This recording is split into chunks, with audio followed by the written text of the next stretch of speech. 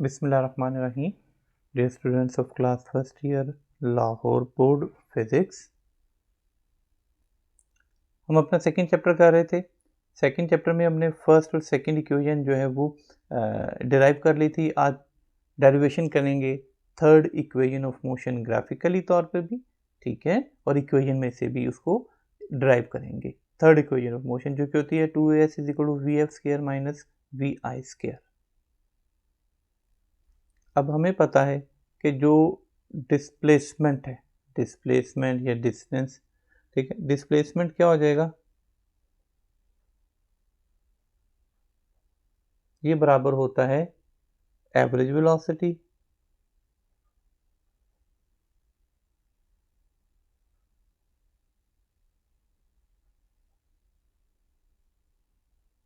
या distance is equal to जो है वो वेलोसिटी इनटू टाइम कह लें।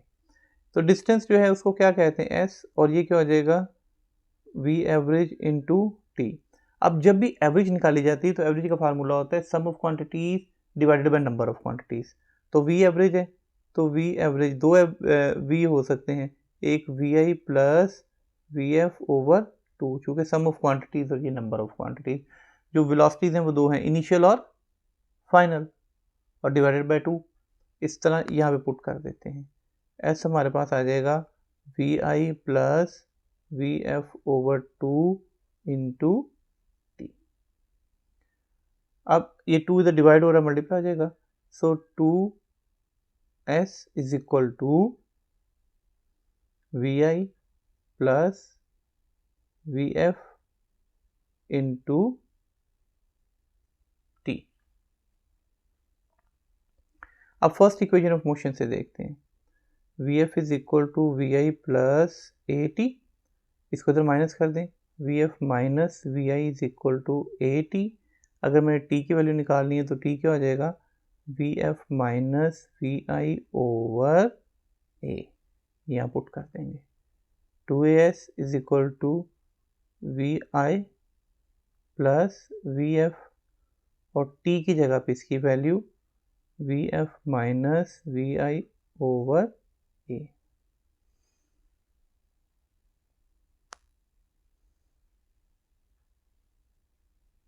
अब ये ए यहाँ पे डिवाइड हो रहा है, इधर मल्टीप्लाई हो जाएगा। 2as is equal to A plus B into A minus B, क्या हो जाएगा, वी एफ का स्केयर माइनस वी आई का स्केयर। यही थर्ड इक्वेशन ऑफ मोशन थी हमारी। वो ए गलत से यहाँ से लिखा गया, ये ए अब जाएगा, इधर डिवाइड हो रहा है, इधर जाके मल्टीप्लाई हो जाएगा। सो यही थर्ड इक्वेशन ऑफ मोशन है। अब इसको ग्राफिकली तौर पे भी हम जो है वो प्रूफ करते हैं, किया जा सकता है। ग्राफ सेम ही है सबका। फॉर एग्जांपल ये है, इनिशियली तौर पर वो ओ पे है, यानी ए पोजीशन से वो चलती है, एक्सेलरेट करती है, बी पे चली जाती है। ए के ऊपर जो वेलोसिटी है वो वी आई है, बी के ऊपर जो वेलोसिटी है वो वी एफ है। अगर हम ये ड्रॉ करते हैं तो ये हमारे पास बी आ गया, ये सी आ गया, ये डी आ गया, ये सारा जो है ना वो वी एफ फाइनल वेलोसिटी है। नीचे टाइम टी है, टाइम ऊपर भी वही है, टी है। इस तरीके से अगर हम देखें तो ये ट्रेपीजियम नहीं बन गया। ट्रेपीजियम में क्या होता था, एक ट्रायंगल और एक रेक्टेंगल, ये सारी शेप ट्रेपीजियम बन गई। तो ट्रेपीजियम का जो फार्मूला होता है, ट्रेपीजियम का फार्मूला उसके एरिया का वो होता है कि एरिया यानी कि total area under the graph वो क्या हो जाएगा, 1/2 into sum of parallel sides multiply by height, या जितना उनके दरमियान में डिस्टेंस होता है। ये फार्मूला होता है एरिया ऑफ ट्रेपीजियम को फाइंड आउट करने का। अब यहाँ पे हम इस ग्राफ के अकॉर्डिंगली जो है वो वैल्यूज़ पुट कर देते हैं। तो हमारे पास क्या आ जाएगा, s is equal to 1/2 into sum of parallel sides. Sum of parallel sides देखें कौन सी हैं, ये हमारे पास। तो ये क्या हो जाएगा, O A plus B D, into height तो हमारे पास ये है और वो है OD। दोनों ये पैरेलल साइड और इसके दरमियान में जो फ़र्क है ये OD AC एक ही होता है। अब देखें O से A क्या है VI, तो S इज इक्वल टू 1/2, तो ये आ जाएगा VI plus B to D। ये B to D हमारे पास क्या है, ये हमारे पास है VF है, इंटू OD जो है ना वो T के इक्वल है। ग्राफ में से देख लें अब OD T के इक्वल है। अब फर्स्ट इक्वेशन ऑफ मोशन से दोबारा T की वैल्यू निकाल लेते हैं, ठीक है। वही वाला जो हमने पहले किया था, T किसके बराबर होता है VF minus VI over A। सो ये 2 डिवाइड हो रहा है, मल्टीप्लाई हो जाएगा, 2S is equal to VI plus VF into इस T की जगह पे इसकी वैल्यू, और वो हमारे पास आ जाएगी VF minus VI over A। ये A डिवाइड हो रहा है, उधर जाके मल्टीप्लाई हो जाएगा, 2AS is equal to A square minus B square के फार्मूले तक VF का स्केयर माइनस VI का स्केयर, और यही थर्ड इक्वेशन ऑफ मोशन होती है। नेक्स्ट देखें 2.5 topic, motion under gravity. Gravity में, अब ग्रेविटी में क्या होता है, वो फ्री फॉल होता है, ठीक है। तो जो एक्सेलरेशन है वो किस में कन्वर्ट हो जाती है, ग्रेविटेशनल एक्सेलरेशन में। सो जहाँ जहाँ हमारे पास एक्सेलरेशन था उसको हम कर देंगे ग्रेविटेशनल एक्सेलरेशन। तो एक्सेलरेशन A होगा, तो ग्रेविटेशनल एक्सेलरेशन G, जिसकी कांस्टेंट वैल्यू 9.8 मीटर पर सेकंड स्क्वायर है, जिसको हम जो है वो न्यूमेरिकल में बात का 10 भी ले लेते हैं। तो फर्स्ट इक्वेशन होती है VF is equal to VI plus AT, तो ये हमारे पास फिर क्या हो जाएगी VF is equal to VI plus GT। दूसरा जो है वो S इज इक्वल टू, या उसको H भी कर सकते हैं, हाइट, ठीक है, is equal to VIT plus 1/2 GT का स्केयर हो जाएगा इंस्टेड ऑफ AT का square. And 2AS is equal to VF square minus VI square अभी हमने ड्राइव किया, उसके जगह पे क्या आ जाएगा 2GH is equal to VF square minus VI square. Next देखें प्रोजेक्टाइल मोशन। प्रोजेक्टाइल मोशन कहते हैं वो मोशन जो कि 2 डायमेंशनल हो। 2 डायमेंशनल का मतलब क्या है कि वो एक्स और वाई एक्सिस दोनों के अलोंग काम कर रही हो, ठीक है। फॉर एग्जांपल अगर इनिशियल तौर पर ए पॉइंट पे बॉडी है, उसको अगर यूं फेंका जाए, ठीक है, तो ये इस तरीके से ये नीचे गिर रही है, यहाँ पे तो वी एक्स है, लेकिन जब जैसे ही नीचे जाएंगे तो इसके ऊपर एक्स एक्सिस के अलोंग फोर्स इधर एक्ट कर रही है, वाई एक्सिस के अलोंग इधर कर रही है, तो ये 2 डायमेंशनल हो गई ना। इसके ऊपर एक्स एक्सिस और वाई एक्सिस, इसके दोनों के अलोंग जो है वो फोर्सेस जो है वो काम कर रही हैं। तो अगर इसने टोटल डिस्टेंस जो ट्रेवल किया वो x था, ठीक है, x या h, ये टोटल जो थी वो इसकी हाइट थी, तो speed is equal to distance into time, ठीक है। सो अब वो जो है वो मूव कर रही है basically ball constant horizontal velocity, ये बिल्कुल इसके एक के साथ नीचे की तरफ जो है वो गिरती रहती है, ठीक है। और जो अगर ये डिस्टेंस होगा तो वो क्या होगा, स्पीड इनटू टाइम। तो स्पीड इसकी क्या है Vx, तो अगर हम x डिस्टेंस ले लें तो उस तरीके से x डिस्टेंस हो जाएगा, तो क्या आ जाएगा is equal to Vx into T, speed into distance over time. अब प्रोजेक्टाइल मोशन जो है ये देखें, फॉर एग्जांपल अब ये जो है वो टोटल हाइट है जितनी उसने गेन की है, ये हाइट h है, इनिशियली तौर पर वो O पॉइंट पे है, ये उसकी VI जो ऊपर की तरफ है, जो जब यहाँ पे मार्क करेगा वहाँ पे तो फिर उसकी ज़ीरो ही होनी है ना, यहाँ पे तो उसकी ज़ीरो ही होगी। तो इस तरह VI तो आ गया 0, ठीक है। टाइम जो है वो T के इक्वल है। अगर मैं इसको जो है ये टोटल Y एक्सिस के अलोंग मैंने डिस्टेंस मालूम करना है, हाइट मालूम करनी है, ये Y एक्सिस के अलोंग है। सो क्या हो जाएगा, फार्मूला क्या था, S is equal to VIT plus 1/2 AT का स्क्वायर। S की जगह यहाँ पे H या Y पुट कर सकते हैं, क्योंकि Y एक्सिस के अलोंग इसलिए Y कर दिया। VI तो 0 इनिशियली तौर पर, 0 इंटू T प्लस 1/2, एक्सेलरेशन की जगह ग्रेविटेशनल एक्सेलरेशन अभी हमने पढ़ा, इज इक्वल टू टी का square. So y is equal to 0 into T 0 हो जाएगा, 1/2 जी टी का स्क्वायर।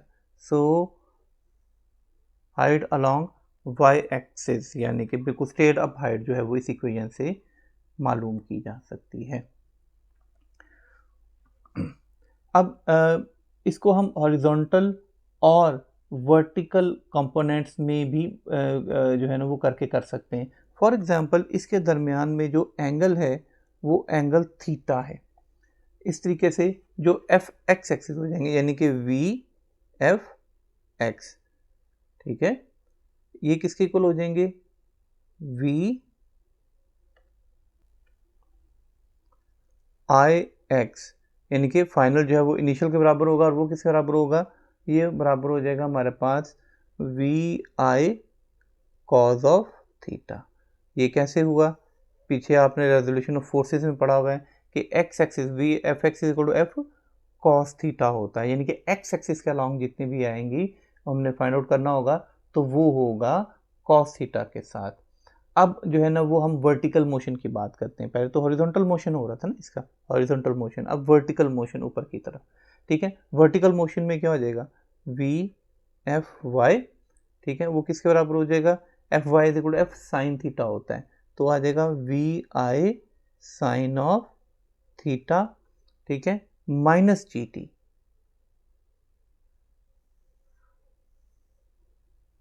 जी और टी बीच में से माइनस हो जाएगा। अब अगर हमने इसकी मैग्नीट्यूड फाइंड आउट करनी है जो था, तो पाइथागोरस थ्योरम के जरिए जैसे हमने फाइंड आउट किया था, तो वी एफ एक्स का स्क्वायर प्लस वी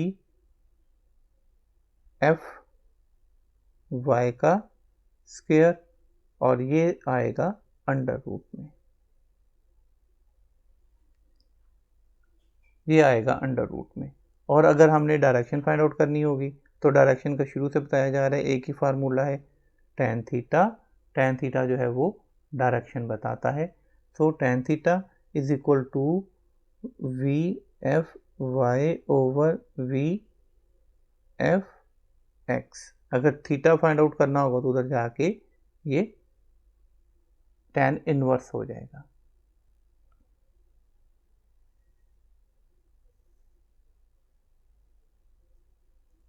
इस तरीके से अब बाकी सारी चीज़ें हम इसकी फाइंड आउट करेंगे, उसकी हाइट क्या होगी प्रोजेक्टाइल की, उसकी रेंज क्या होगी, टाइम कितना लगेगा। अब नेक्स्ट है हमारा टॉपिक हाइट ऑफ प्रोजेक्टाइल, कि इसकी मैक्सिमम हाइट क्या होगी। ये प्रोजेक्टाइल मोशन, इसमें से हाइट, मैक्सिमम हाइट कितनी वो गेन करेगा ये बतानी है हमने। हमें पता है कि थर्ड इक्वेशन ऑफ मोशन के मुताबिक, थर्ड इक्वेशन ऑफ मोशन क्या होती है, that 2as is equal to V F square minus V I square. अब इसमें जो a है ये इक्वल हो जाएगा माइनस जी के, चूँकि बॉडी अगेंस्ट ग्रेविटी मूव कर रही है। पीछे हमने पढ़कर आए हैं दैट वी एफ वाई जो है वो किसके इक्वल होता है, V I sine of theta के। ये आपको चीज़ें याद रखनी है, वाई एक्सिस के अलॉन्ग जो है वो साइन थीटा से, और जो वी एफ वाई है यहाँ पे वो ज़ीरो हो जाएगा फाइनल वेलोसिटी, चूँकि उसने एंड में जाके सबसे मैक्सिमम पॉइंट पे जाके उसने रुकना भी है। सो हम यहाँ पे जो है वो वैल्यू पुट करते हैं इसमें, तो क्या हो जाएगा माइनस टू जी एच, जो कि ए की जगह पे क्या पुट करेंगे फिर minus G, minus two G H is equal to V F square की जगह पे क्या पुट करेंगे हम, ज़ीरो का स्केयर, माइनस वी आई की जगह पे पुट करेंगे, वो आ जाएगा वी आई, हमारे पास आ जाएगा साइन का स्केयर थीटा। ये भी पीछे हमने फाइंड आउट किया। अब ये क्या हो जाएगा minus two G H is equal to minus V I sine of square theta. अब हमने हाइट फाइंड आउट करनी है, माइनस माइनस से माइनस कट ऑफ हो गया, अब ये हाइट फाइंड करनी है, इधर जाके माइनस हो जाएगा। सो हाइट किसके बराबर आ जाएगा, वी आई साइन का स्केयर थीटा ओवर टू जी।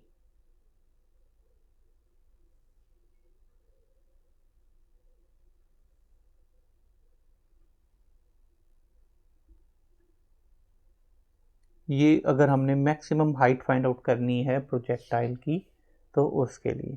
अब इसी तरीके से अगर आपने टाइम फाइंड आउट करना है कि मैक्सिमम टाइम ऑफ फ्लाइट, कितना टाइम लगा उसको फ्लाइट में यानी कि जाने के लिए, ठीक है, तो उसके लिए s is equal to V I T plus 1/2 G T का स्क्वायर, ये हमारे पास हो गया। s तो ज़ीरो है। अब s कैसे ज़ीरो है कि y एक्सिस के अलॉन्ग जो है वो टोटल हाइट, क्योंकि जो बॉडी है वो अलॉन्ग y एक्सिस सबसे ऊपर जा रही है और उसके बाद दोबारा सेम लेवल पे नीचे आ रही है। देख लें, y एक्सिस के अलॉन्ग तो वर्क ये है ना, मैक्सिमम डिस्टेंस तो ये है अलॉन्ग y एक्सिस। बॉडी यहाँ पे थी, दोबारा यहाँ पे आ गई, उसी लेवल पे दोबारा आ गई। इस तरीके से उसने कोई हाइट गेन नहीं की है, यानी कि टोटल जो उसका s है अलॉन्ग y एक्सिस वो ज़ीरो है, नॉट x एक्सिस के अलॉन्ग, y एक्सिस के अलॉन्ग जो है वो ज़ीरो है। x एक्सिस के अलॉन्ग तो उसने ट्रेवल किया है यहाँ से यहाँ तक, और वी आई की जगह पे उसकी वैल्यू पुट करेंगे, वो क्या होती है V I sine of theta, और साथ में लग जाएगा t, और -1/2 जी एंड टी का स्क्वायर, माइनस ही लगेगा क्योंकि प्लस है, जी का माइनस लग के इसने साथ इसको माइनस कर दिया। इस तरह हमारे पास जो है वो आ जाएगा 0 is equal to V I T sine of theta -1/2 G T का स्क्वायर। नाउ 0 इज इक्वल, इसका एलसीएम ले लेंगे, एलसीएम आ जाएगा 2, इसमें कुछ नहीं तो फिर 2 V I T sine of theta minus G T का स्क्वायर। ये 2 इधर 0 के साथ मल्टीप्लाई हो गया, 0 हो गया। बाकी हमारे पास क्या बचा, बाकी हमारे पास बचा कि और इसको उठा के उधर वैसे चलें, इसका 0 2 V I T sine of theta minus G T का स्क्वायर। अब इस जी टी स्क्वायर को उठा के उधर ले जाएं दूसरी तरफ, तो हमारे पास आ जाएगा जी टी का square is equal to 2 V I T sine of theta. अब इस g को और एक t को भी उठा के उधर ले जाएं, जो कि t का स्क्वायर है, हमने t की वैल्यू फाइंड आउट करनी है, तो t किसके इक्वल आ जाएगा हमारे पास 2 V I T sine of theta over G T. T से कट ऑफ हो गया तो हमारे पास t बचा 2 V I sine of theta over, हमारे पास क्या आएगा फिर g जो बच गया। यही टोटल टाइम लगा उसकी फ्लाइट को, उसने टोटल टाइम लेना है, इस फ्लाइट का टोटल टाइम है जिसमें कि वो ओ ओरिजिन पॉइंट से चल के आगे तक गया। नेक्स्ट हमारा range of projectile. Range of projectile क्या है कि प्रोजेक्टाइल कितनी दूर जाती है, ये उसकी रेंज है, कितनी दूर तक चली जाती है, रेंज फाइंड आउट करेंगे। अब हमें पता है कि s is equal to V into T होता है, लेकिन यहाँ पे तो प्रोजेक्टाइल ये यहाँ से मार्क हो रहा है, यहाँ तक जा रहा है, ये इसमें तो ये इसकी रेंज है, तो ये रेंज ही टोटल जो है वो इसका डिस्टेंस है जितना वो ट्रैवल कर रहे हैं। तो r इज इक्वल टू इसी पे क्या आ जाएगा V I X into T, क्योंकि रेंज जो है वो क्या होगा x एक्सिस के अलॉन्ग जितना डिस्टेंस ट्रेवल किया इंटू टी। अब r is equal to V I axis के बराबर था, ये बराबर होता था V I cos of theta के। टाइम t पीछे अभी टाइम ऑफ फ्लाइट अभी हमने पढ़ा, वो क्या होता था 2 V I sine of theta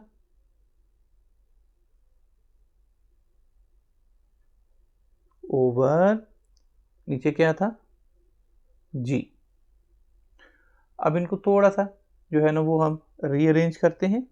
rearrange करने का मतलब है कि ये क्या हो जाएगा, रेंज इज इक्वल टू हम कर देते हैं we I into we I का स्क्वायर ओवर जी अलहदा कर दिया, बाकी क्या रहेगा 2 साइन थीटा कॉस थीटा।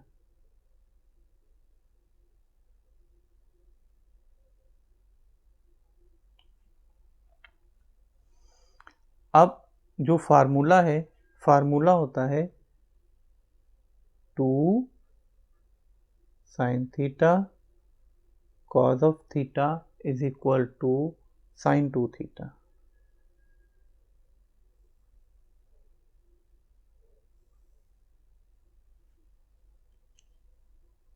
ये फार्मूला, अब यहाँ पे हम वैल्यू पुट कर देंगे। So R is equal to V I का स्क्वायर ओवर जी, और इसके यहाँ पे क्या आ जाएगा, साइन ऑफ 2 थीटा। यही उसकी टोटल रेंज होगी।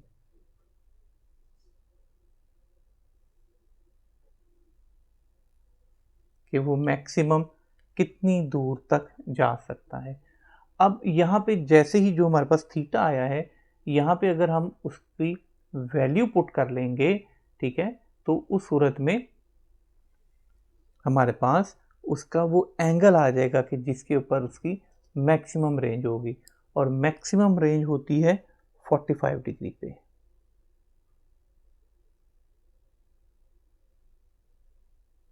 अगर आप चाहे तो यहाँ पे साइन 245 पुट करके तो साइन 90 करके उसकी मैक्सिमम वैल्यू आ जाएगी, ठीक है। बाकी जो 60 डिग्री एंड जो 30 डिग्री है उस पे रेंज सेम होगी। ऐसे ही 15 और 75 पे भी सेम होगी। यहाँ पे देखें, ये रेड कलर की जो लाइन है ये 45 को शो कर रही है, ये रेंज इसकी मैक्सिमम है। 30 और जो 60 है इसके ऊपर, दोनों के ऊपर रेंज सेम होती है। नेक्स्ट देखिए momentum.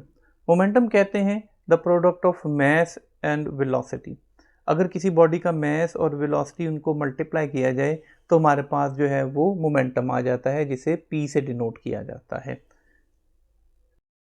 P is equal to M into V हो गया। M का मतलब मैस और V का मतलब वेलोसिटी ऑफ द बॉडी है। अब फॉर एग्जाम्पल कि अगर आप खड़े हुए, आपके सामने से एक फ्रेंड आपका आहिस्ता आहिस्ता बाइसाइकिल चलाता हुआ आ रहा है, आप उसको सामने से पकड़ के रोक सकते हैं। अब यही उतनी ही स्पीड के साथ अगर एक ट्रक आ रहा होगा तो आप उसको रोक सकेंगे? नहीं। क्यों? चूंकि मैस बढ़ गया, और मैस बढ़ने से मोमेंटम बढ़ जाता है, ठीक है। So P is equal to M into V है ना, मैस बढ़ने से मोमेंटम बढ़ जाएगा। इसी तरीके से वेलोसिटी बढ़ने से भी मोमेंटम बढ़ जाता होता है। अगर आप खड़े हुए, आपको फ्रेंड आपकी तरफ एक बॉल फेंक देता है, आप उसको कैच कर लेंगे, रोक लेंगे। लेकिन अगर कोई बुलेट फायर कर दे, उसको नहीं रोक सकते। अब उसका मैस तो कम है लेकिन उसकी वेलोसिटी ज़्यादा है, तो वेलोसिटी इंक्रीज होने से भी मोमेंटम इंक्रीज हो जाता होता है। So momentum mass into velocity, mass का यूनिट क्या होता है किलोग्राम, और वेलोसिटी का क्या होता है मीटर पर सेकेंड। तो इसका यूनिट हो जाएगा किलोग्राम मीटर पर सेकेंड या फिर न्यूटन सेकेंड, दोनों यूनिट है। अब जब भी आपने यूनिट ड्राइव करना है तो देखना है कि इक्वल टू की इस तरफ क्या है, राइट साइड पे। मैस का क्या है किलोग्राम, वेलोसिटी का क्या होता है मीटर पर सेकेंड, तो बन गया किलोग्राम मीटर पर सेकेंड, ये मोमेंटम का यूनिट बन गया। अब नेक्स्ट देखें momentum and Newton second law of motion, के मोमेंटम और न्यूटन का सेकेंड लॉ ऑफ मोशन को हम इसमें रिलेट करेंगे। अभी हमने इक्वेशंस ऑफ मोशन जो हैं वो डिराइव की हैं। उसके मुताबिक क्या होता है that V F is equal to V I plus A T, first equation. अगर मैं यहाँ से ए की वैल्यू निकालूंगा तो ए की वैल्यू क्या आ जाएगी, V F minus V I over T, ये ए की वैल्यू हो जाएगी। अब न्यूटन के सेकेंड लॉ के मुताबिक क्या होता है that F is equal to M A, और अगर मैंने ए की वैल्यू फाइंड आउट करनी है तो ए किसके इक्वल आ जाएगा, फिर यहाँ पे ए बराबर आ जाएगा एफ ओवर एम। अब इस ए की जगह पे उसकी वैल्यू पुट कर देंगे तो क्या हो जाएगा हमारे पास V F minus V A over A T is equal to F over M. अब इसको इसके साथ मल्टीप्लाई कर देंगे, इसको इसके साथ, तो इस तरीके से आ जाएगा F into T is equal to, ये अंदर मल्टीप्लाई होगा तो M into V F minus M V I. अगर टी फाइंड आउट करना हो, एफ फाइंड आउट करना हो तो क्या हो जाएगा, M V F minus M V I over T. तो इससे हमें क्या पता चला, that time of change of momentum of a body is equal to the applied force. कि जैसे जैसे टाइम उससे चेंज होता जाएगा उसी हिसाब से जो है ना वो अप्लाइड फोर्स होगी। इसको एक फॉर्म को इम्पल्स भी कहा जाता है, ठीक है। इम्पल्स भी यही होता है कि एफ इंटू टी के फोर्स जितने टाइम के लिए लगी, ठीक है, दोनों का product is equal to final velocity minus initial M V F minus M V I के इक्वल होता है। यही इम्पल्स होता है। हमारा आज का लेक्चर यहीं तक था। इंशाल्लाह नेक्स्ट लेक्चर में हम law of conservation of momentum और इसके सारे केसेस, इस चैप्टर को इंशाल्लाह ताला हम ख़त्म कर देंगे अपने नेक्स्ट लेक्चर में। Thanks for watching.